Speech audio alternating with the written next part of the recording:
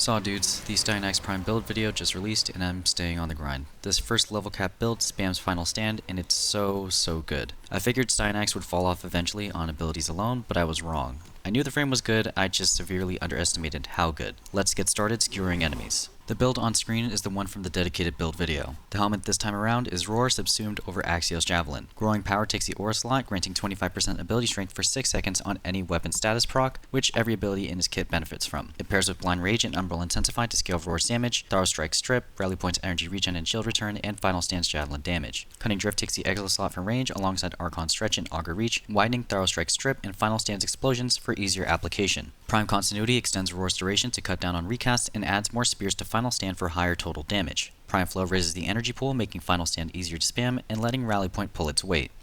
Equilibrium levels out the rest of the energy economy, covering the expensive casts that the negative efficiency creates. Intrepid Stand is the final stand augment, and it carries the build survivability. It grants 60 Overguard to Styanax and 30 to allies in affinity range on hitting enemies with final stand, scaling with strength. Overguard blocks stats effects and knockdown so he stays protected as the levels climb. Roar is the perfect helmet here because it turns Styanax into a scaling Warframe. It boosts final stand / proc damage, and since it is a faction damage bonus, it double dips, so it scales extremely well. Axios Javelin, his original first ability, is great for grouping, but grouping offloads to Nautilus Prime in exchange for the damage. Molt Augmented and Arcane Truculence are the best arcanes for this setup, both feeding the damage loop. Augmented grants 60% ability strength after 250 kills. Truculence releases a 30-meter radial attack, applying 10 stacks of viral for every 3000 Overguard gained, and since Intrepid Stand supplies Overguard constantly, it stands in for a priming weapon. The Archon Shards are the same as the build guide. I use 2 Tau Forge Amber, 2 Tau Forge Crimson, and 1 Tau Forge Violet. The Amber boosts casting speed to shrink his cast windows, the Crimson boosts strength, mostly for rally points energy regen, and finally the Violet acts as a mini equilibrium, so energy is a guaranteed non-issue. Then there's the Parazon.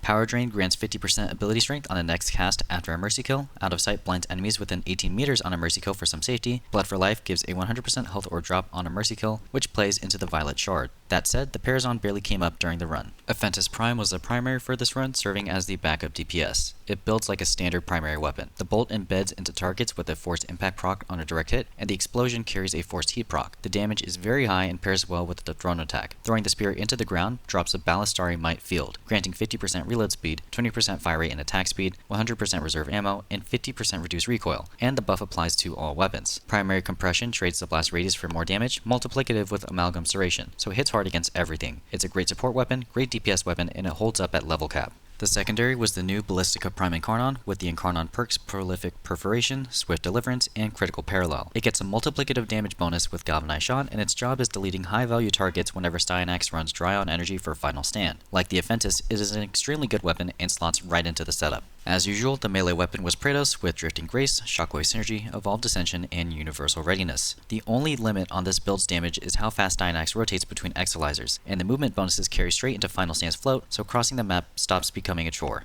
The companion was Nautilus Prime, with the primary reason being Cordon. On activation, Cordon targets the closest enemy within 30 meters, creates a pull point 5 meters past them, and drags everything within 30 meters up to 15 meters toward it over 1 second. Final stand into a Cordon clump is about as clean as room clearing gets. Assault mode lets Nautilus attack and prime enemies, Synth Deconstruct makes targets drop health orbs, Manifold Bond shaves 3 seconds off companion cooldowns on killing enemies with 3 or more unique statuses, and Prime Animal Instinct covers enemy and loot radar. Medi-Ray provides the occasional heal, though Shield Charger is the better pick for shield gating. Calculated Redirection raises shields and keeps Reinforced Bond running for the fire rate bonus, and Prime Regen shortens companion downtime. The companion weapon was Artax. Its whole job is priming status to feed Manifold Bond, which brings Cordon back faster. Cold and Magnetic are the standouts. Cold pairs with Shivering Contagion to spread the proc for passive crowd control, and Magnetic ramps up damage against Overguard, final stand's biggest obstacle. Madurai was the focus school, standard for Void Cascade. Power Transfer boosts casting speed, which matters since Thara Strike and Rally Point are full body casts that lock Styanax in place, so faster casts mean less time exposed. Void Strike and Void Fuel handle Thrax units after their physical form dropped. Sling Strength grants 40% ability strength, feeding Roar, the Thara Strike Strip, and Final Stand. Thara, Madurai's Taron Strike, fits the setup because Rally Point's taunt already groups enemies and holds them nearby, so the initial cast lands on multiple targets and follow-ups get value off of it.